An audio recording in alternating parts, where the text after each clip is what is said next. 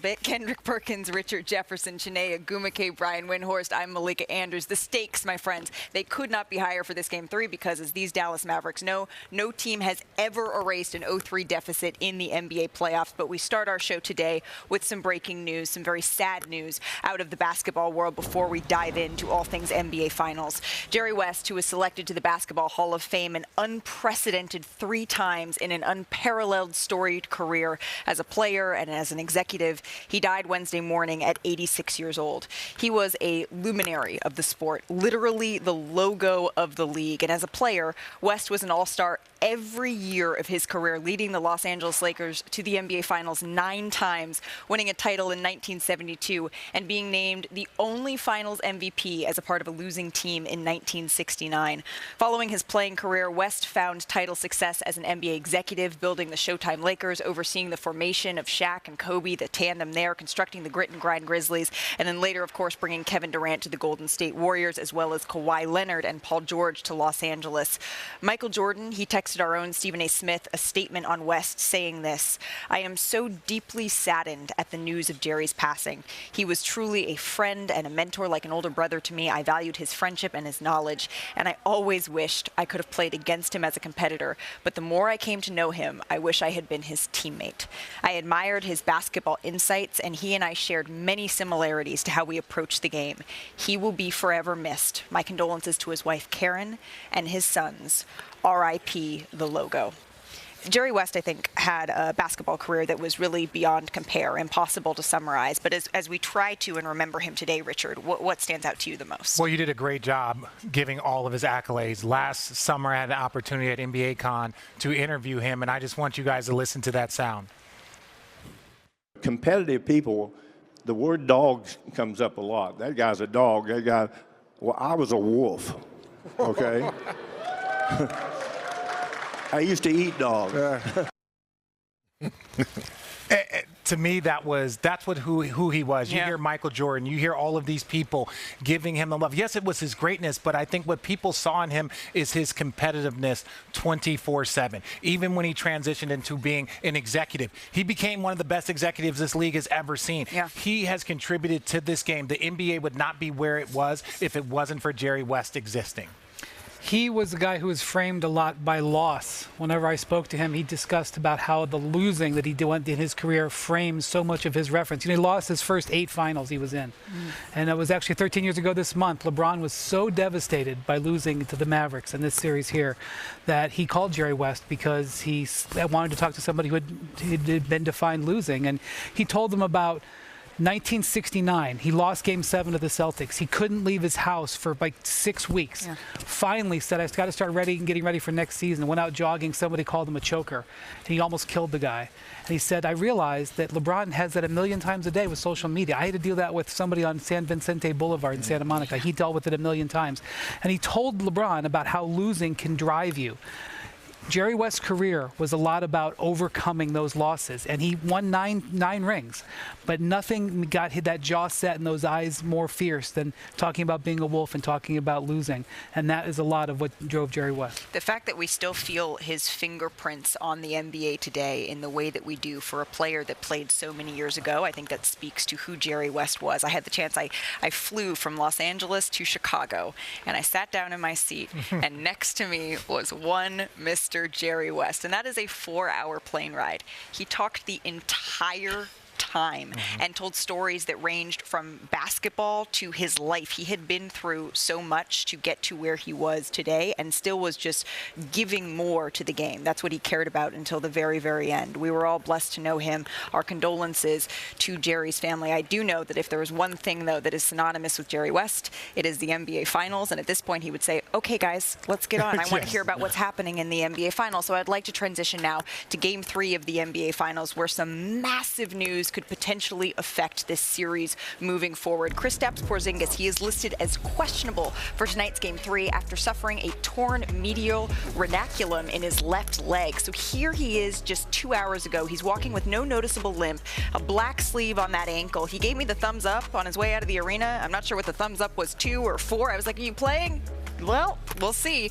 He was in good spirits, though, and head coach Joe Mazzulla, he said any decision on whether Porzingis will play will not be determined by Porzingis himself, but by the team's medical staff in order to remove the decision-making powers from his hands here. You can see, though, his impact is evident when you look on and off the floor. His numbers in the finals so far, the Celtics, they've dominated the Mavs by 25 points in the 44 minutes he was playing through 2 games, but in the 52 minutes he's been out, these teams have been a draw. So let's bring in now our senior NBA insider, Adrian Wojnarowski. Woj, what is the Celtics' level of confidence here that we could see Kristaps Porzingis in this Game 3?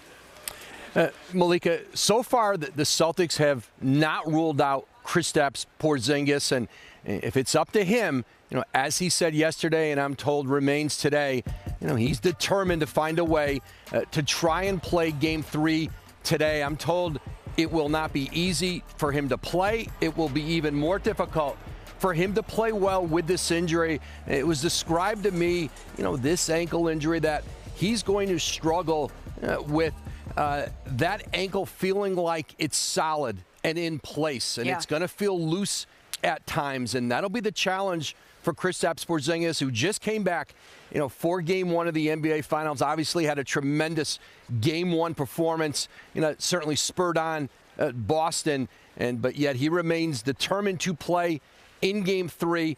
But as Joe Mazzulla said, as the Celtics are saying, this is a serious injury, and certainly they're going to monitor him, up until game time. But again, Kristaps Porzingis remains determined to go out and play in this game that certainly Boston could give them an opportunity to really put this series away with a win. Yeah, Woj, thank you so very much. We'll continue to check in with you as we march closer to tip-off tonight of Game 3. Perk, I turn to you because I don't know, hearing it could feel loose is not exactly what I would want to be hearing. How much could his injury impact these finals? Well, I know one thing. Wendy got an opinion, you have an opinion, Chanae got an opinion, Richard got an opinion, and I got an opinion, and then it's the truth.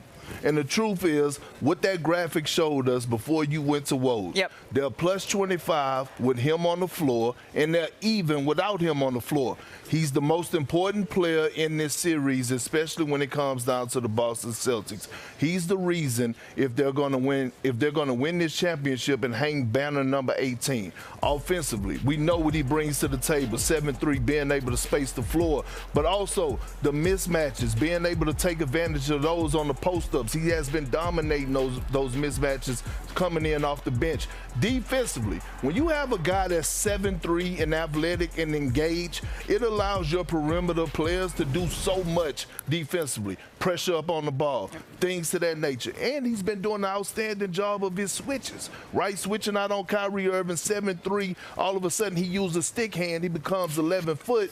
It's a lot different when you got Al Horford and Kristaps Porzingis anchoring that defense, and if he's not close, what it sounds like, to 70%, then Dallas should be feeling pretty damn good coming into this game tonight, being down 0-2. You're right. Kristaps Porzingis is the most important player in this series. I love it when you say I'm right. Appreciate it. I guess you're right on the truth because those numbers don't lie. Kristaps Porzingis is the most important player in this series because if we learned from the series before, they were winning games. In this NBA Finals, they're blowing out the Dallas Mavericks when he is on the floor because he is the ultimate mismatch. If we take it to the court, I'll tell you exactly how he gets it done. Watch this right here. He is an elite spacer. This is an inversion. Typically, your post player is where Derek White is. No, he's on the outside. Why? Because he forces this tough decision making. You never leave the corner. Why? Look at the catch and shoot numbers. 39% shooter, catch and shoot. Now you put the defense in a scramble. It's a tough position, and Drew Holiday, the guy of Game 2, is able to thrive because he's just simply on the floor. Again,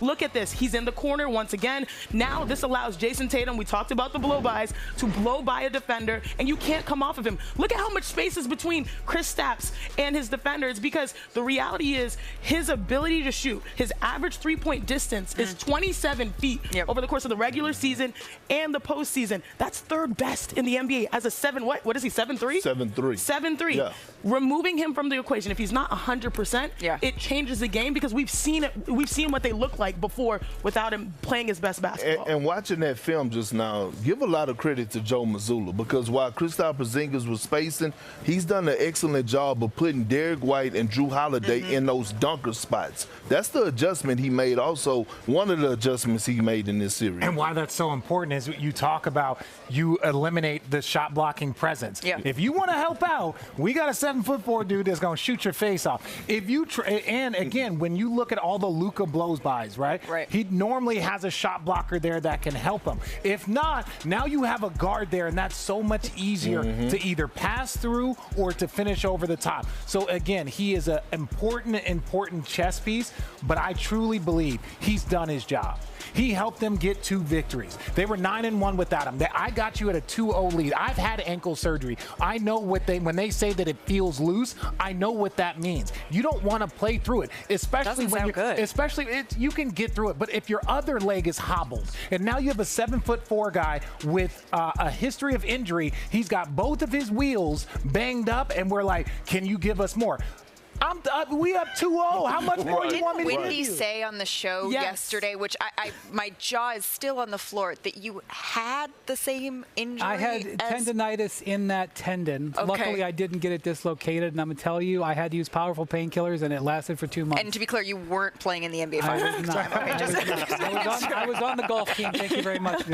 You know, that number we keep showing is plus 25. It was actually well over 30 before the 4th quarter of Game 2. When he got hurt and tweaked it, the Mavericks went on a run. They basically had to call timeout to bench him. So to me, it's not about whether he can play or not. If he does play, how effective can he be? And the cascading effect is, what does that mean for Al Horford? Al Horford has been a much more effective player this postseason and regular season when he plays 30 minutes or less. If Porzingis can't go, or if he's very limited and they can't keep going, and they got to have Horford go out there for 35-ish minutes, then Horford becomes diminished. So this is a big cascading effect. I will say I think it's a good sign that he came to the arena today. If they were just having him stay at the hotel, I think he was probably testing it out. I was told he participated. Well, and also this. Maybe he does need some rest. Let the inflammation all. But if you're up 2-0, let's imagine that he doesn't play in these 2 games and he plays in Game 5. So it's not like we got to get Game 3. We got to get him out there on the floor. There is window here with the amount of time off. But also, if he chooses to play, you're going to still have to guard him, to me. He's going to have to guard somebody. Being here, and Brian can speak to this, being here in Dallas, it was such a strange turn of events, though, to go from Joe Mazzulla is not very worried about this, to this announcement that it's day-to-day, to this is a very serious injury, to Kristaps Porzingis saying that he is optimistic, to it being taken out of the medical staff's hands, and now him being